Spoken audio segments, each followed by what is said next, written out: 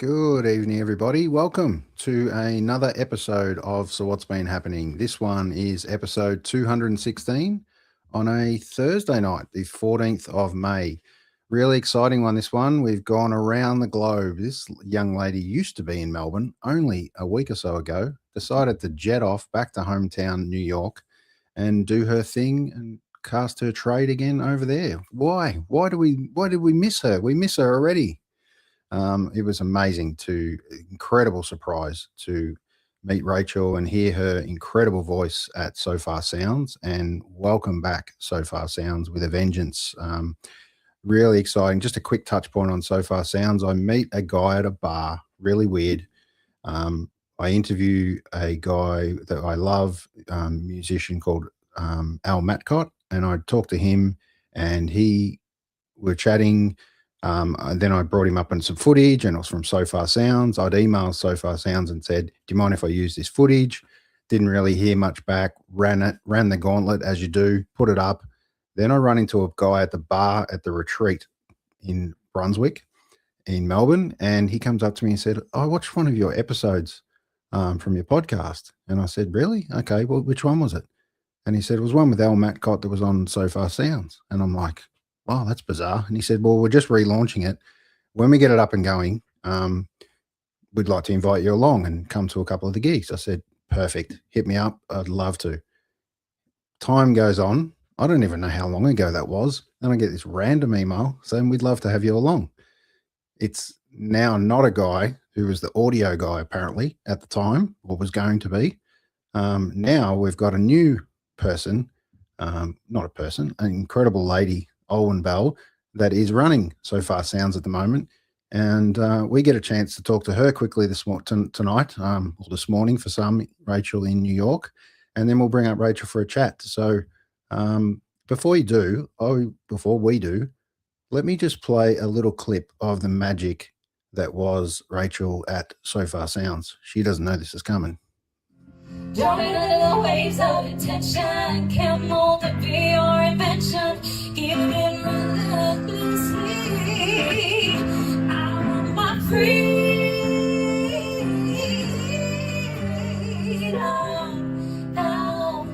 down.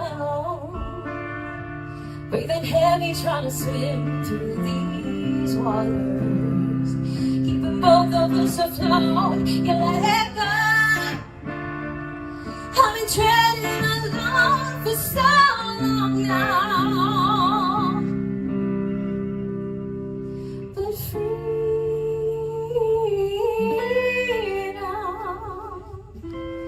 doesn't feel like this.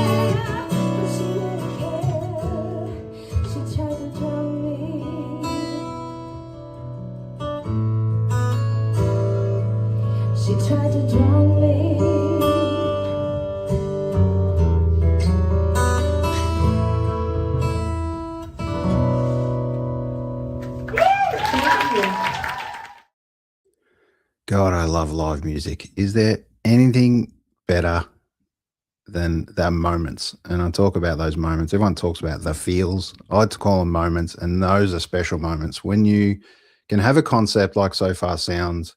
You get a date, you get a suburb, you get a genre, you book a ticket, you got no idea what's coming, and then those moments happen. Rachel, Lynn, thank you very much. That was incredible. And the other girls on the night who we'll touch on with Owen, that was pretty special. So without further ado, let's bring up Owen Bell and have a little chat about the magic of Sofar Sounds. Welcome.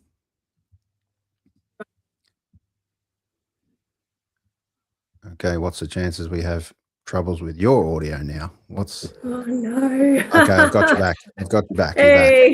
You're back. Okay, welcome. It's one of those patchy days where we don't talk about these things, but here it is again.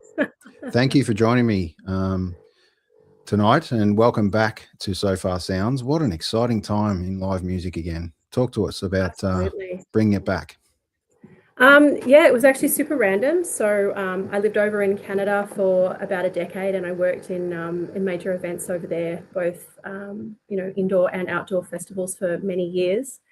And then moved back to Australia, and I kind of hung up the producer hat for a little while, but I was just getting that itch to create experiences again. And the Sofar ad just happened to pop up across my feed, and I thought that sounds like exactly what I want. And so, yeah, I was hired January of this year, and didn't really waste much time in getting events scheduled in.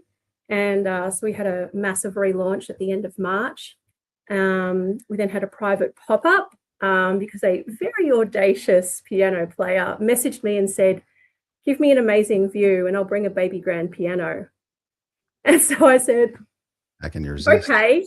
So of course I had to make that happen. So I had a friend with a really amazing balcony that has a city view, and sure enough, Harry Hodgman brought a baby grand piano up on there, and we basically had music into the sunset, and as the city lights came up, and it was one of those moments, like you were saying, it was just this beautiful experience for like just a small group of people, and it was wonderful.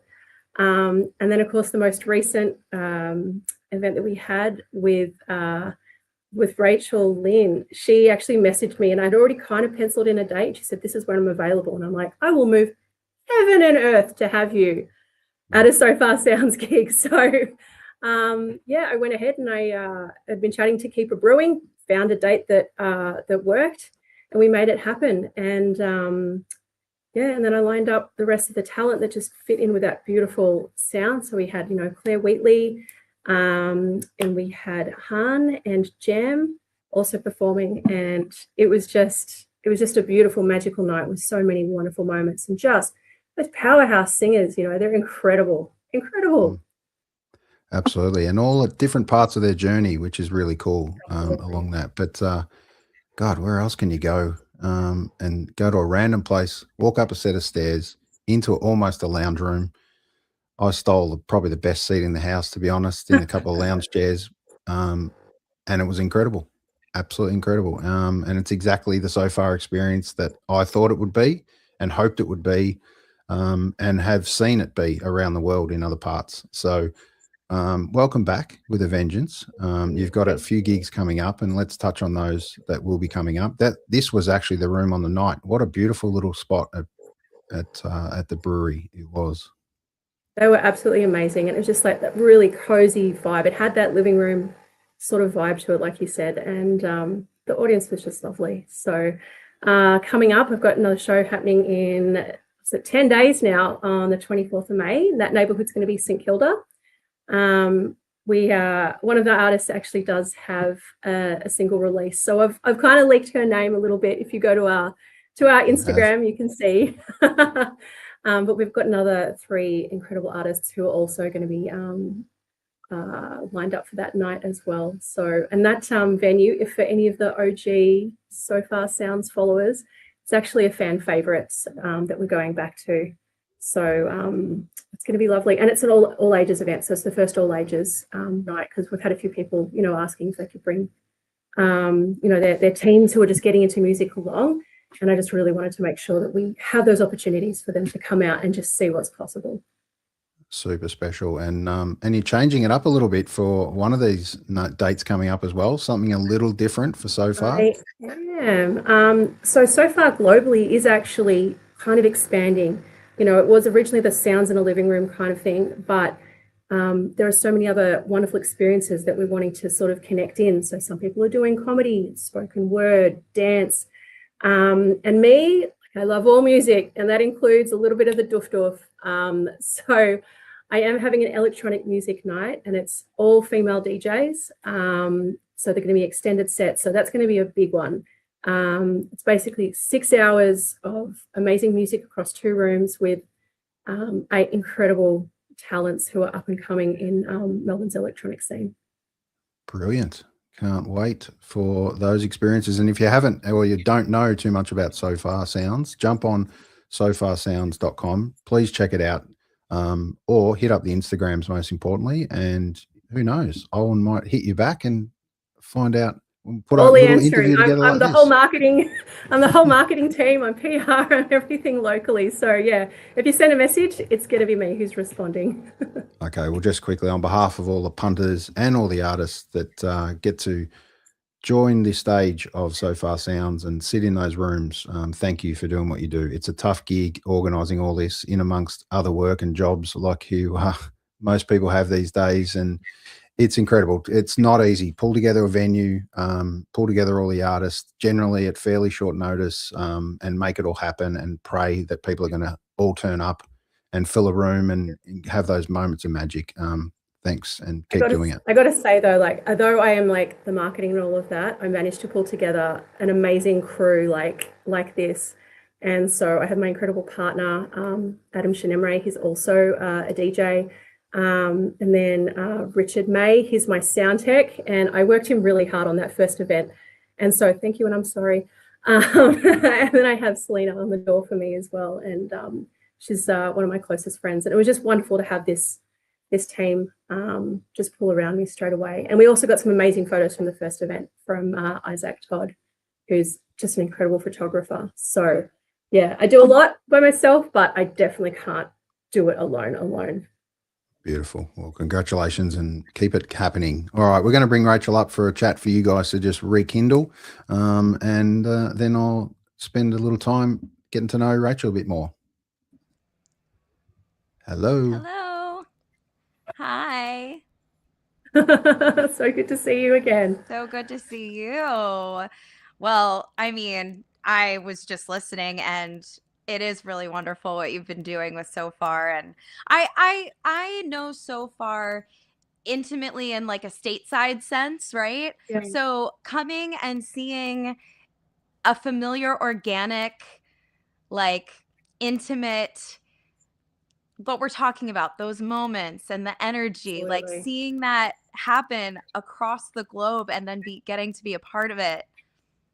I'm very lucky. So thank you. It was so incredible. I mean, obviously when you reached out to me, I went through and had a listen to some of her music and went, wow, this is, yes. I'm absolutely going to make the date work for you. Thank you for doing that. Then, that was amazing. But then like hearing your closing song, hearing that live, like that song was on, I went, yes, absolutely. And just I'm even just getting goosebumps talking about it again. Your voice is just so incredibly powerful. Thank and just you. being, in the room and experiencing that live was just such a gift. So, it's hard work, but when I get to work with people like you, like, I'll do it. Well, thank 1,000 times you. I mean, over. same. Like, and even hearing you talk about the team you're pulling together, like, it makes sense that, like, it just tracks that it's this like close-knit, intimate, passionate crew that's like Absolutely. pulling off that energy, Yeah, so it's so necessary, having those people you can just rely on, who they've all got their own like quite a bit of experience, in the music scene as well. So right. It was a no-brainer to give them the tap and say, hey, I've got this project. Yeah. You want to jump aboard with me? Exactly. I love that. That's so great. All right, Oh, beautiful. Thank you, girls, for reconnecting. A nice little surprise for you, Rach, tonight, and thanks for jumping on, yes. Owen. Owen, we're going to have you back on in the near future. Let's just put it at the Awesome. near future for now, as soon as we can. Sounds good. It's incredible what you could shoot on a quick iPhone hiding behind a couch, isn't it? A little bit of footage of Rach. It wasn't audio perfect as far as what got captured through obviously an iPhone, but I think everyone gets the idea. It was incredible. That voice is something you can't forget and should never Thank miss. you. So thanks, Owen, for joining me. I will jump on and have a chat to Rach now, and we'll talk about what happens behind the scenes, what makes it tick. Thanks for joining me, Owen. Very much. See ya. Beautiful. Thank you for joining me, Rachel. It's such an Yes. early time in New York. I didn't think I'm this up is how it was early. going to be. I organized this so you were in Australia only I a week or know. so ago. I And then know. I saw a little sneaky that on your socials that well, it was actually a little Kylie Minogue snippet. And I thought, Oh, yes. is she or isn't she? Anyway, Oh, yes. you're I not. know. That You're was out. my little Australian nod, but I'm back in New York. It was a beautiful little tribute. And thank you for joining us here. How long were you Absolutely. here? How did you end up here? So I was there for 2 weeks about was my stint. I've been a few times now. My partner happens to live in Melbourne. That's handy. So it's handy. It's also, it's the longest of long distance you can do, but here we are. Mm. And so, as a working musician in New York, I go out to Melbourne and I'm realizing like, this is like the arts center of what's going on. I want to immerse myself in the scene and use the opportunity to teach to reach a new audience. So that's what really motivated me to start getting involved in playing shows, reaching out to Sofar. And so that's how this came about. Great. Well, you got a little sneaky intro to what people saw at Sofar and Yes. heard. What an incredible night. What did you think of Yeah. some of the talent you may not have known, but previously to that night? Was that a surprise to you? Obviously, incredibly talented girls aren't a surprise, as they shouldn't Yeah. be. No, not a surprise. Very, I Mm. mean, just pleasantly impressed. And, it's also just a wonderful feeling that we had this team of women the whole night. Mm. It was. The performers, Owen, like the energy was just really supportive. And when I walked into the room, the other artists are familiar with each other and have worked with each other before. So it was a really wonderful experience to feel so welcomed by them. Like as soon as I walked in, it was like, hi, come sit with us. Like it was so wonderful.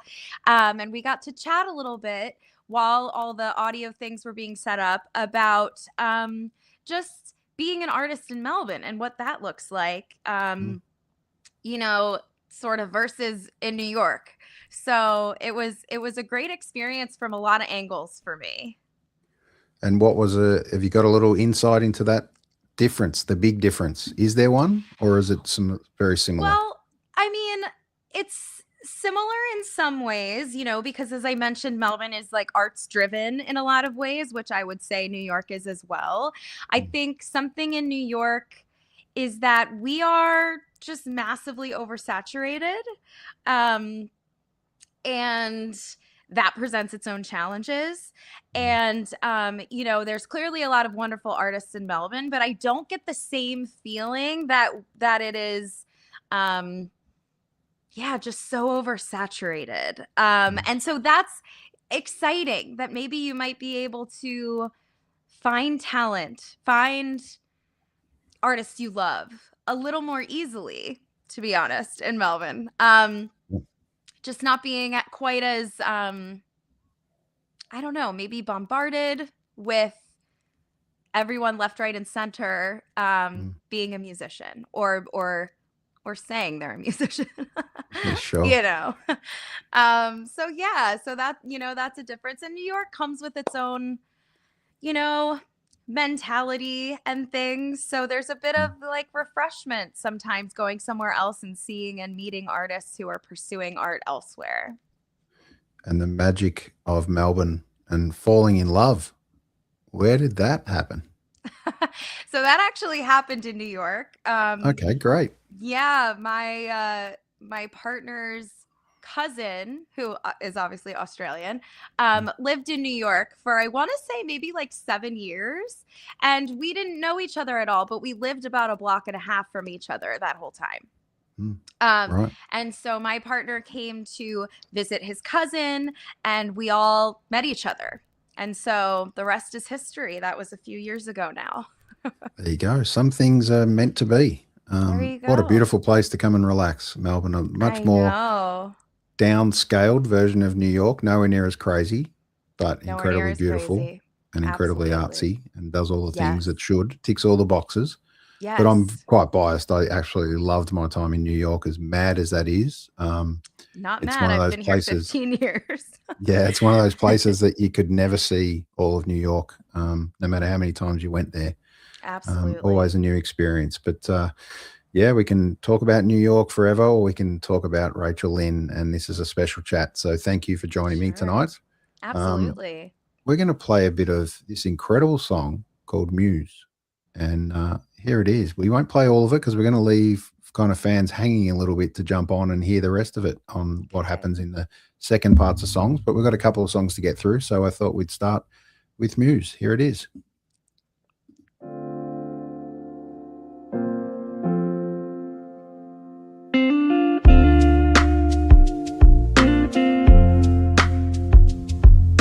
Makeup's on and my dress is tight. Do those things 'cause it's what you like. I try you on, but you're never my size. Now it seems she fits just right. You run your fingers through her hair. The intimacy that you share clumsy, earnest, and unfair. You say she's your muse, but damn, I'm so confused. You know I dance like her. Yeah, I was once carefree to say she inspires you, like I always wanted to. I sing my songs, you sing along, and I fall like hell for you. I fall like hell for you, but you say she's your muse. You say she's your muse. Lived in silence, made no sound. Tried to read your mind, but I never got it down. You let her in, 'cause I showed you how. You let her love, you're better at that now. Watch her sway from side to side. The admiration you can't hide. With me you never could decide. You say she's your muse, but damn, I'm so confused. You know I dance like her. Yeah, I was once carefree to say she inspires you, like I always wanted to. I sing my songs, you sing along, and I fall like hell for you. I fall like hell for you, but you say she's your muse. She's your, say, you. Now that's a voice. Thank you so much. Incredible. And in true New York style, that's a police car. It is. You will hear sirens. You will hear garbage trucks. You will hear traffic. You will hear That's it. honking. You will hear all of it. There's no faking it. That's it. Nope. That is New York. Yeah, that's incredible. What a song, Muse. What a Thank voice. you. And Thank you so much. well put together. Talk to me a little bit about Muse and where that's going to come in your journey. Yeah, I mean, this is my most recent single. So in a cool way, it does feel like a pretty recent representation of kind of like where my writing is, which I like. There's some harmonic moments in the song that I remember sort of making and being like, I think we're going to go to G major there, and like feeling really, I don't know, there are some songs where you're like, oh, I felt really creative while I was making this. So so I would say that this one is mixed and mastered by Andrew Lynn. He's a producer here in New York, who's wonderfully talented. And, you know, in a place like New York, there's so many people calling themselves producers. And so I was incredibly lucky to link up with Andrew, who I met at one of my shows, and work with him on this. The track also features a friend of mine, Michi. She's a guitarist who is currently on tour with the Notebook musical. She does a lot of Broadway work and things, but she's a dear friend and an incredible musician. And so she's also on this track, and lots of things that made it very special for me. Beautiful. And we got to hear that at Sofar Sounds as well. Yes. And the incredible Stella Anning joined you. Yes. And yes. boy, did she do that justice for you. How does it feel kind of teaming up with someone else in a foreign country, doing your thing, something a little different? And is it just give you something a little different each time you play it with someone different? Absolutely. I mean, you know, it's also about setting expectations. When I come in and I want to work with an instrumentalist for that purpose, I'm providing charts and tracks and things. But the assumption is that, you know, that person, that musician has their own artistry, and they're going to be sort of giving their 2 cents to what's going on. And that's wonderful. And at the same time, at the end of the day, you know, if it's my project and my song, we get to have those conversations about like, oh, that works, so I don't know about that, or let's play it closer to the track, that sort of thing.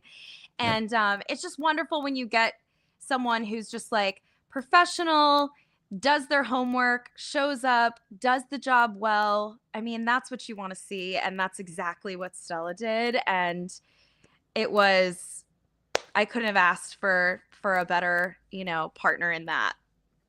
Yeah, the consummate professional, and boy, did that guitar sound beautiful in that room. Oh yeah, and the harmonies. I mean, that was incredible. an added bonus. You know. Yeah, what, you can sing as well? Yeah, exactly. Yeah, she's beautiful. Yeah. And thank you to Stella Anning for accompanying Rachel for Sofar Sounds, and hopefully that's not the last time you guys are on the stage together. That would be pretty cool. So yeah. So much to give. So look, there's a few lines out there for you that people describe your voice as both comforting and powerful, as kind of very almost opposites. Well, not really. You can have be powerful. Yeah, but I mean, yeah, there's a little bit of a juxtaposition there, I guess. Sure. Which is a great combination. Let's call that for sure. Is that something that you've intentionally kind of developed, or is it something that's just become naturally you? I mean, I think it's a bit of both, but I, you know, as like a trained singer and someone who studied classically in my younger years, I value an ability to feel really comfortable dynamically in all parts of your range. So, you know, this idea of like comforting kind of reminds me of the moments in the songs that are intimate, that are a bit softer, or that are sort of gut-wrenching in those like very soft, intimate ways. And then the powerful side is like, okay, well, we're in the last chorus and we're just wailing at this point, you know. So being able to do both is something that I really like want to do, and to showcase that sort of dynamic range in a song. Sure. And obviously blending things like Motown, R&B, 90s, pops so effortlessly and seamlessly in some respects. What were you listening to growing up that kind of shaped that sound? What were really your biggest influences, maybe that you didn't realize before that are very much so now? Absolutely. I mean, that's the key phrase, right? Like, didn't realize before, because I think so much, I was so influenced by like being in the car and like my dad just playing oldies and like playing Motown, playing like 60s pop, listening to like those girl groups and the Supremes and listening to, you know, Sam Cooke and just like, you know, even those groups of like the Four Tops and getting kind of understanding like a little bit of their harmony choices and how soothing all of that was to the ear and how exciting that was. I mean, that old soul is like very influential to me and just something that I'll always really love. And then, you know, as you're growing up and you're getting angsty and you realize, oh shit, I think I'm a songwriter, you are listening to, you know, I don't know who like Jewel and Michelle Branch and Sheryl Crow and you know, all these like 90s, early 2000s women who are sitting there in often a much more stripped production, showcasing their songwriting, maybe an instrument and a vocal, right? And so that was massively influential. Also just like lyrically with them, how are they, you know, poetically sharing their storytelling? So I would say that's where I kind of pull the old soul and the pop ideas from. And in anyone current out in that influence current as well? Oh gosh, yes. Well, one of my favorite artists right now and for years is this amazing singer-songwriter named Donna Missel, and I throw her name out in like all interviews, and like I'm always just so talking about her. I think she's wonderful, very influential, vocally unmatched, songwriting incredible. She just wrote on Madison Beer's new album. So yeah, she's also gone through so many different iterations of her art. Her first album sounds different than the second, different than the third, that sort of thing, which I just find very like, oh, you're like creative in your soul. Like you're not trying to do one thing forever. Your artistry and your creativity is taking you to different places and different sounds. And I think that's really cool and unfortunately brave in today's music industry. Yeah. Do you feel like you kind of, if you're not moving like that, you can get pigeonholed for one look or one sound and just expect to have to back that up again the next album? In a way, yes. In a way, you will still be criticized for, you know, doing the same thing. So in a lot of ways, you could argue that you can't please everyone in that situation. There are going to be like diehard fans who loved your first album who hate that the second one sounds a little different. There are going to be people who are like, I don't want to hear the first thing exactly the same again. I'm glad we're moving somewhere else. So I think it's just like healthy and like a normal evolution of artistry to have a sound that you know, evolves. Like we are humans, we're evolving as people and artists. It only makes sense that it kind of shifts with you. Definitely. Well, this song features Michi, who we just spoke of before, joining you on guitar. This is somewhat incredible. Freedom. The word freedom is a big, powerful word in today's society, and it's what we all wish and strive for.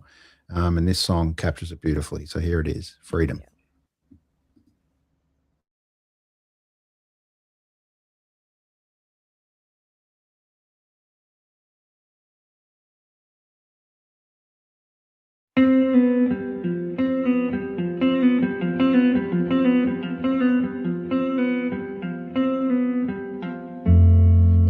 Ask me to stay, my darling, but I put on my coat.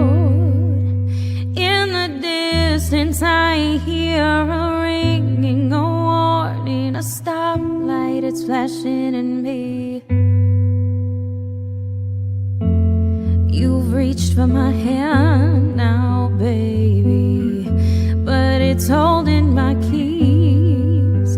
I forget why I'm here, but my shoes are heavy. It's hard when you look back at me. I know that freedom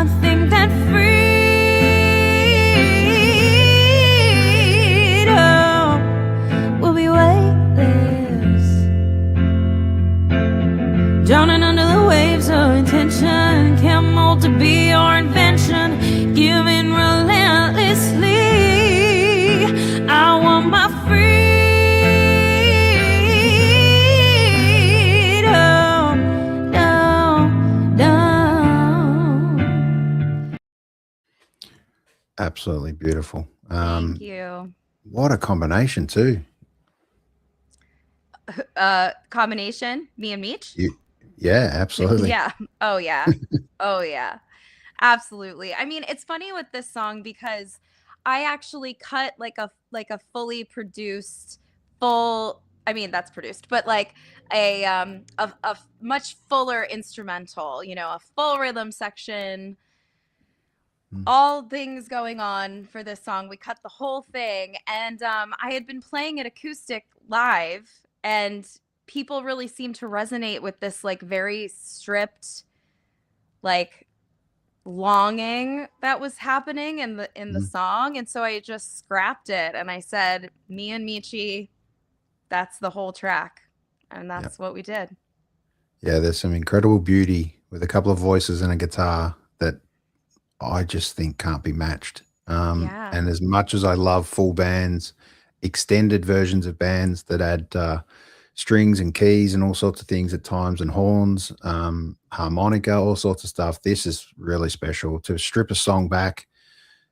Not only do you kind of notice and feel the lyrics a little more, I think, but you know, a voice is probably, I think, the ultimate instrument, really. It's guitars can do some incredible things. Yeah. So can most instruments, but a voice is just breathtaking. It can do everything. So what a talent you've got. Thank you so much. Yeah, It's, I'm a singer, so I love hearing that the voice is the best instrument. No. Sure. Yeah, it sure is. But yeah, I like being able to strip back in that way because I am a singer. I am a vocalist. That is the main instrument I play, right? So it is nice to just be like, we're not going to hide it behind anything. I'm just going to sing into a microphone and then we're going to put it on the internet. Yeah. And not overthink it. Right. That's where the beauty comes from. You've said that your songs start from a really honest, emotional place. That's really important to capture as a songwriter, I think. That outpouring of emotion, that documenting a story or a release of an emotion that's been there before or needs to be spoken about. What usually comes first for you? A feeling, a lyric, a melody, what is it for you? Yeah, you know, it's different with different songs, but I have really loved starting lyrically. I think that, you know, I call them like placeholder lyrics at first because once you involve your phrasing and your harmonies and your, you know, chord progressions and all these things, like your lyrics can get tweaked, obviously, but I like starting from sort of a lyrical idea that then leads us into what's happening melodically. I'd say that's definitely now it's my favorite. It's not always how I've done every song, but right now that's seeming to be like my most, I don't know, authentic way of going forward about it. Sure. And just on that song, Freedom will be weightless. What an incredible line. Oh, thank you. Where did that come to you? Where did that come to you? Yeah, I mean, the song is really about getting out of a relationship, but doesn't have to be romantic. I mean, just out of a dynamic that is really not serving you and realizing, you know, weighing you down, that you've been working really hard and you are kind of freeing yourself of that labor a bit. And so that's that idea of freedom doesn't feel like this. Freedom will be weightless, you know. We can convince ourselves that that's something we're in, a dynamic we're in is like, all right, but it's good, like, but it's all right, you know. And at the end of the day, you can come to the realization that like, no, I'm carrying a really heavy load right now, and I actually have the autonomy and the free will to get out of it and to have freedom. That's great advice too, because God, we carry some baggage. Yes, we do. Can you share a moment from your life that turned kind of directly into a song, like one of those moments where this has to become a song? Wow, this has to become a song. Or maybe you didn't realize at the time, but it then became one. Yeah, well, so Muse actually, I saw a post, an ex-partner of mine had posted his new partner and titled the caption Muse. And I Right. was like, okay. I was like, this is going to be something for me. Mm. And not in it's funny because as a songwriter, you're always looking for those moments of inspiration. So you could argue it has no reflection on like how I felt about the ex-partner or how I felt about his new partnership. It's just like, wow, this is such a great idea of like he's looking to someone else as his muse now, and like, oh, that could be interpreted as so many things, so many feelings can come up from that. And so I think that was something where I was like, oh, that's going to be a song. Sure. And your songs kind of feel really personal, but they also are super relatable for a lot of people. Do you deliberately kind of strike a balance between your individual story and also something that everyone kind of relate and connect with? I think that it I think that we have so many like sort of collective relatable experiences as humans. So Mm. I think, I'm kind of writing about myself, but like surprise, everyone feels similar things sometimes or like can relate. So I definitely don't want to get into a habit of like trying to make something for people in a way. I think you can trap yourself into getting too into everyone's opinions. But I think, yeah, my experiences of like having hard partnerships or a breakup or a something I wanted that I lost, or these things are kind of human experiences, and I think um, they're just relatable sort of concepts. Mm. And on Muse, we touched on Muse before, but um, do you think that's one of those feelings where um, you've now either hitting a moment you're in or hitting a moment where you're going next? Like musically, Yeah. or Yeah. yeah, I think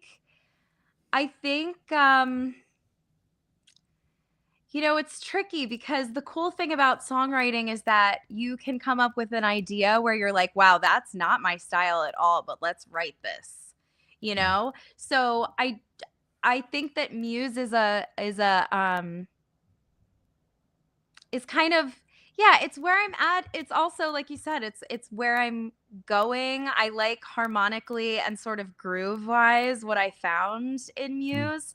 So I'll be kind of trying to take some of that into new things, but like I said, sometimes you get ideas that are like, wow, this would be on a different album if we were putting out an album. This doesn't fit exactly what I've been doing, but there's a place for it somewhere. Well, obviously the story or the inspiration behind that song maybe surprised you. Did that song finally, what it became, surprise you in any way that's now artistically driving you forward? Whether you pushed your voice in an angle or a direction that you hadn't had before, the way you produced it, the kind of feeling that came from that song. How does it kind of reflect for you now? Yeah, I mean, well, I mentioned Andrew Lynn before, the producer on the project. I think this was our first song working together. And Mm. so that's definitely a partnership I'd like to continue for sure. Um, so that's something that sort of came out of it that I'll take with me. Um, yeah, I mean, and musically, uh, as I said before, just um, there are some harmonic elements that excited me. I love exploring that. I love a stacked like background vocal. Mm. Um, and you can kind of hear that almost like choral influence in a lot of what I do because I love like a three-part harmony or just, stacks where you're just getting that sort of like full vocal element. So that's definitely something I'll keep playing with.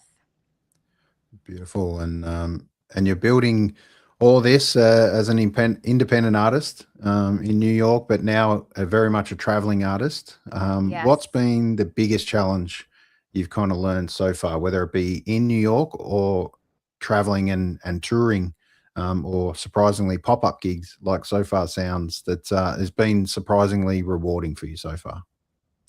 Yeah, one of the hardest parts I think for artists is translating any sort of online support to like bodies in seats at shows. That can be really tricky nowadays because people feel that they're supporting, and they are online, and we need that. But it's hard to translate that into like sold tickets sometimes. And that's something that I've always loved about the Sofar Sounds community, is that I don't even know how they've done it, but they've been able to create, like, at each event, a room full of music lovers who, like, you could hear a pin drop as these songs are playing. They are engaged. They want to be there. They want to know who you are. They want to know where they can listen. That level of engagement is so powerful for, a singer-songwriter, but so many artists. And so, so always just another Sofar Sound shout out. Love them. Definitely. It's the night for it. All right. Yes. Now this is a big title. She Tried to Drown Me. It's a big Yes. title. We touched on, and we played a little bit of it before, but talk to us, give us a little bit of an intro before we play that. Where's the inspiration come from this story? Yeah, this song came from one night, actually, where a girl was like hitting on my then boyfriend, and I was so blindsided by this. I just didn't understand how this could happen. Why would someone do this? I'm literally in the room. I'm the girlfriend,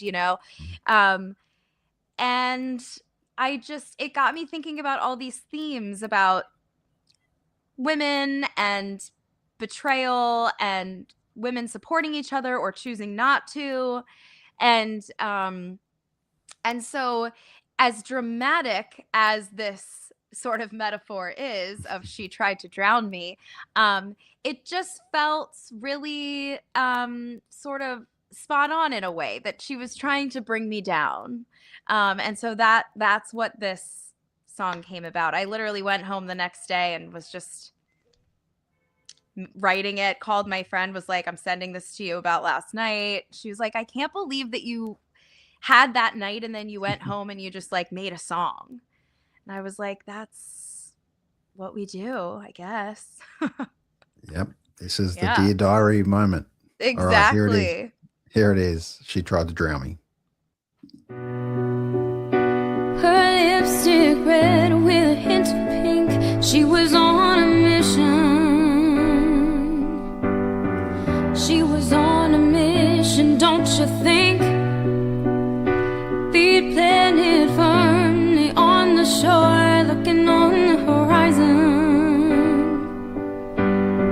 She assumed position 'cause she wanted more. At first I didn't understand. I tried to lead her to the waves,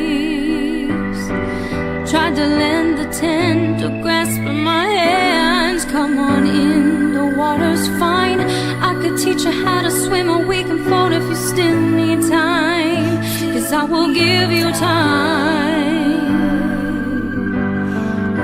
Just start slow and kick your feet, as if the body of a shark can learn from me in the deep blue sea. She tried to drown me. She tried to pull me underwater.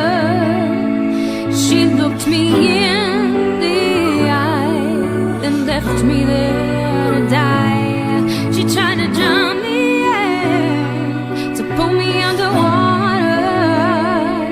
We could have shared the air, but she didn't care. She tried to drown me.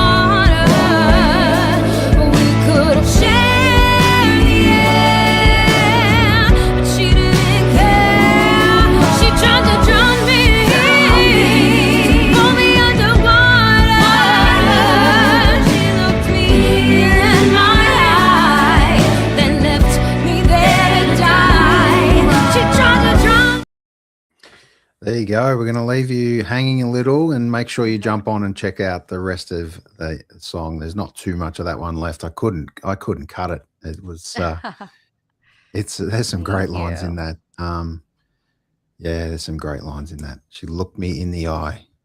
Yes. Then left me there to die. Yes. Yeah. Yes. It's pretty brutal, yeah. It's an intense interpretation of the evening. Yes. But you know, I think that's part of storytelling is like, okay, this thing happened. Let's dive to the depths of what this could mean or feel like, or, you know, you're purposefully pulling at threads to find like the richness in the experience, right? So I really went to like, how did I feel about this? I'm clearly angry. I mean, listening to that now, it's like I can even hear in my voice like how angry I'm delivering the lines. So yeah, it's an angry one. How important is it to really deliver that with the method of the real emotion that drives the passion for those words in those moments, you know, to get that across? Oh, I think it's so important. I mean, and as a singer, like you said, this is my instrument. So this is how I'm delivering it is so purposeful, so intentional, so important. It's my method of communicating the emotion, right? So I'm not just saying like she tried to drown me. It's like angry. So we're coming at it vocally from that intensity. You know, I think that's really important. Yeah, I felt the strangulation. Perfect. Mission accomplished. Correct. We got it. Yep. Did you have one of those moments when you recorded it and then you or the producer ultimately said, yeah, that's the one. We got it.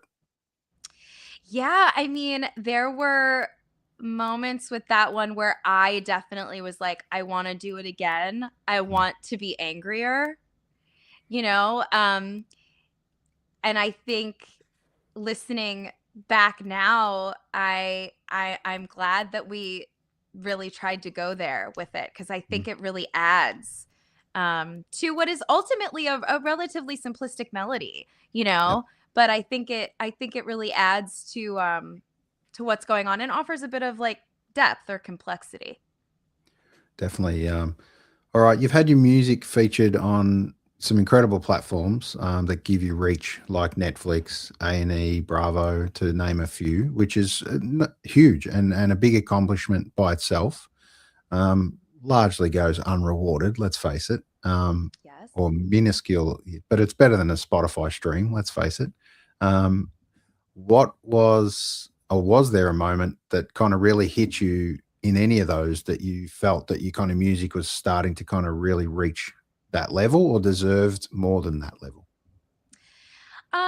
I mean, I think that when I tried to get involved with sync opportunities, which is getting your music in commercial and TV and things, that's just a very, you know, that's a very great avenue and very exciting for artists. I think when I first approached, you know, a company about doing sort of sync with me, we were able to get, I think, like 10 sync licenses, which means that, like, you know, your music is added to this music supervisor's catalog, and then they're able to pull from it when they're looking for placements.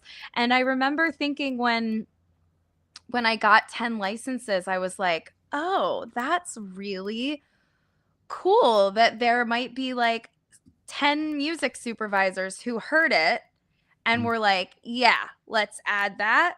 And just thinking that, that's some validation you don't often get as an artist. I mean, artists don't have quarterly reviews in the same way. We don't get promotions and raises and things like that you might in like a 9-to-5. So when you get something like sync licenses or you get radio play, these are our promotions. These are our reviews that say, okay, good job, you know? And so I think I let myself, you know, enjoy that a little bit. You have to. definitely. And on behalf of any punter or a listener that gets to hear and feel your music, thank you for doing what you do. As we said, Oh, largely thank you. unrewarded as an artist, it's a hard gig. It's an emotional journey. It's Yes. an outpouring and a healing process a lot of the time. Can be cathartic, but can also, be terribly frustrating at times. And Yes. the journey of the next one is you kind of judged by what's next, and that's pretty hard to kind of understand as a normal businessman that's involved in all sorts of things, and as a bit of an entrepreneur, like doing things like this as a podcast. Hmm. There is no clear path, there is no clear direction. It's something you just got to outpour and reach and see what comes of it. So thank you for continuing to believe in the Rachel Lynn that was a little girl as a little singer, has now Thank turned into you. an incredible woman with a powerful voice. Thank you. Coming. Thank you so much. It's so important to remember little Rachel, all of us to remember our little selves. I love What do that. you remember? Do you remember any of those really little moments or Oh, look back on some yeah. footage? Yeah.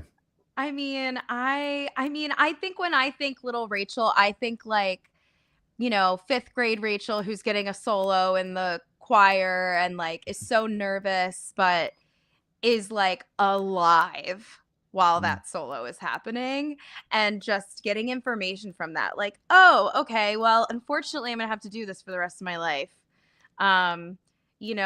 Or being like 12, 13, 14 and like writing my first songs and you know, oh, how cringe they must have been, but like those first songwriting moments where you're like, wow, I made this and it feels so good to perform it, to listen to it, I think of her. Sure. And just on that, what's your advice for the girl that kind of doesn't get that front spot and has to sit back third row and maybe just do a few harmonies, but one day wishes that she gets that chance to Oh, be Rachel yeah. Lynn at the front? What can you words of inspiration can you give to one of those young kids? Yeah, I mean, just keep going, keep doing it. I think the number one reason people don't have an artistic career they like is because they stop. Like they Mm. stop trying.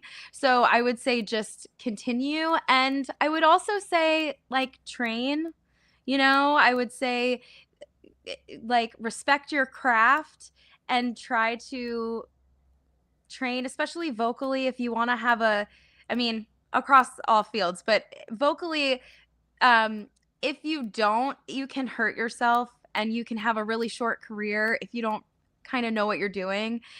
So I would definitely say, practice, train, and don't stop.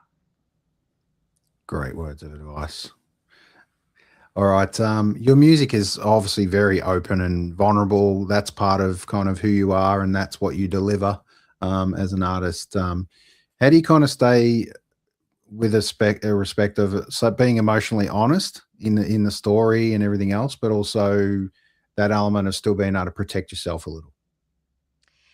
Yeah, I mean, it's hard because it's so vulnerable writing and releasing music. It just Mm. is.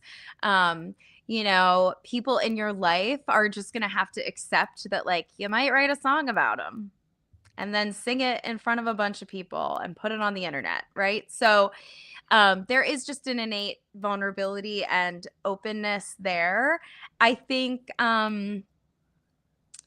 you know, I think outside of the songs themselves, I get to choose kind of what I share behind it, right? So I get to choose if I'm going into detail about people and names and things like that. I get to sort of decide where the line is.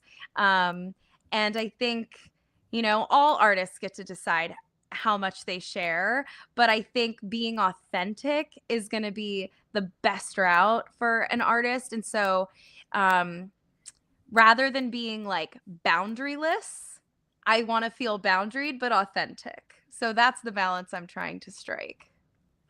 Beautiful. All right. The last song we're going to play for tonight is a song called "Appreciate Me." It's beautiful. Thank Um, you. and I say that a lot tonight, but I generally have picked kind of moments that have kind of almost touched me with what you kind of played at Sofar Sounds. And because I believe, this is the journey that live music really is. It's about all those moments, and you can do all your hard blood, sweat and tears, recording songs, writing songs, putting it together. But the magic of feeling an audience when they react and they're generally into it and they're quiet, either the whole song where you've got them at a pin drop, but that moment where they really actually appreciate what you've delivered must be truly special and super inspirational for you. Oh, absolutely. Absolutely. All right, we're going to play Appreciate Me because we appreciate you, Rachel Lynn. Here it is. Thank you.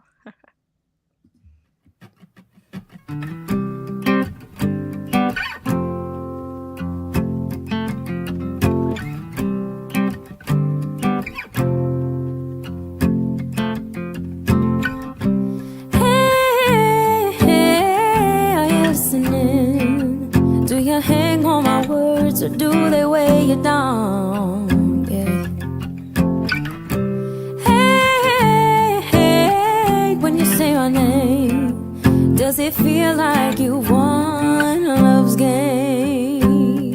'Cause you see, I'm a goddess, but it seems you don't notice. Do you have time to hold me, to hold space for me, to hold space and time for me? I don't wanna tread lightly. Do you see the light in me? Draw strength from my energy. I want you to appreciate me, baby. I want you to appreciate me. I want you to appreciate me, baby. I want you to appreciate me.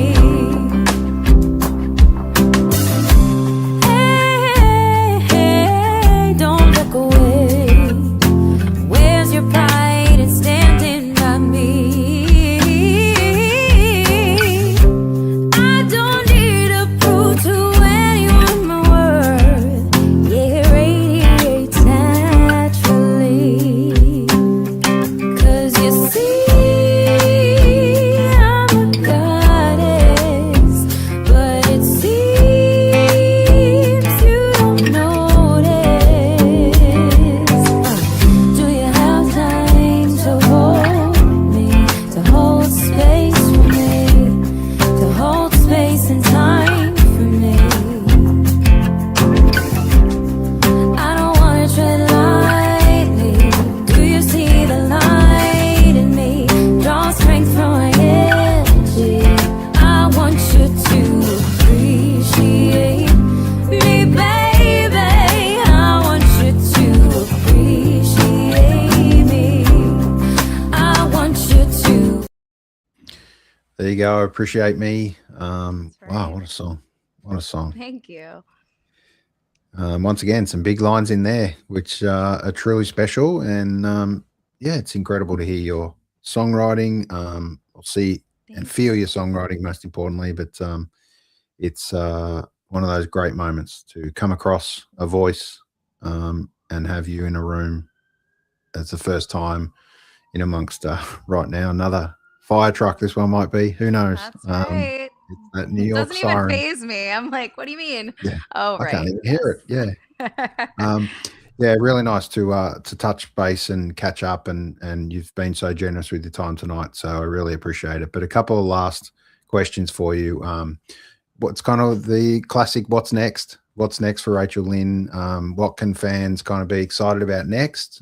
More music, live shows, anything? What should we be watching for? Definitely more music. I'm very excited to be, releasing new things. As I mentioned, loved that production partnership with Andrew Lynn. Excited to get back in the studio with him.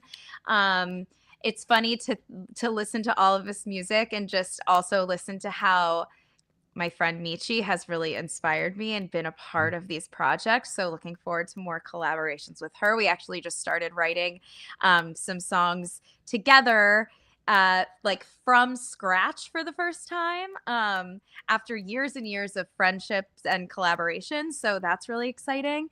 And then definitely live shows. I mean, I'll be doing a couple of things in New York, but also keep a lookout for more Australia shows. So I'm very excited to get back to Melbourne and keep performing and connecting with the Melbourne audience. Well, we'll be really excited to have you back. So you're Thank welcome you. back anytime. Stay a little longer than 2 weeks next Yes, time. you're right. Yes, I will. And come for the fun, they say. But if someone gets to listen to your music for the very first time, maybe it's tonight, what do you hope that they feel and take away? I just hope they take away the, as I mentioned, this effort at authenticity and just sort of like earnest songwriting, and you know, I'm a singer first and foremost, so I hope that they, you know, enjoy the vocal. Absolutely. Yeah. All right, a couple of last quick fire questions for you. We Sure. touched on collaborations and current collabs and stuff you're doing, but have you got a dream collaboration? Throw it out there. Dream collab. I'm throwing out Donna Missile. I'm manifesting. I'm Wow. manifesting one day. Absolutely. One day may it come. Yeah, absolutely. You never know when you least Never expect know. it. Exactly. Like Rachel Lynn, Swans into Melbourne, and who would have thought? Exactly. There you go. One song of yours everyone should start with. Have you got a starting point that you suggest to people? You know, I'm often just very excited about the latest release and will point people there. And I'd have to say that's true in this case. I think that Muse is going to be the most recent representation of who I am musically. So I might say just start there.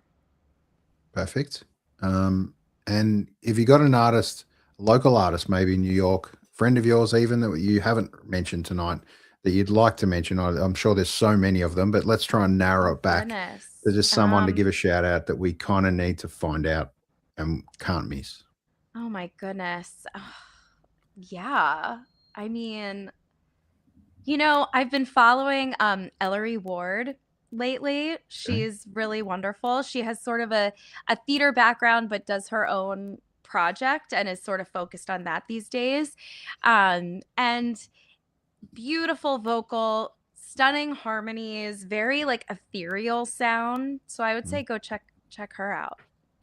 Okay, there you go. All right, we might leave it there for tonight. Right. Everyone jump on Rachel Lynn, Lynn, and Rachel with, there's no A, well, only one A actually. That's Rachel. Right. Yes, there is an A at the front. Yep. Yes. And shout out to my sister Rachel, who exactly spells it like that and tells me that's the way it should be spelled. So there you go. There you go. And I'm sure you'll agree. So RachelLynnSings.com is where you need to be. So make sure you check that out for all the audio listeners that didn't see that little clip.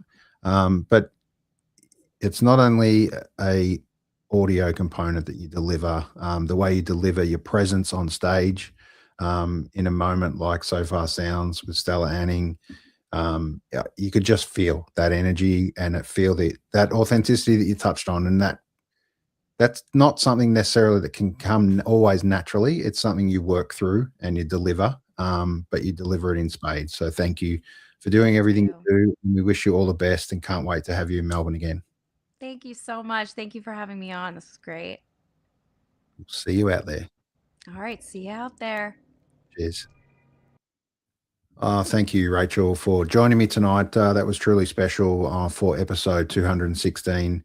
Sometimes you have those moments where you come across someone that kind of just has that special gift. Not that any artist doesn't have a special gift, but I'd like to touch on also a couple of local artists.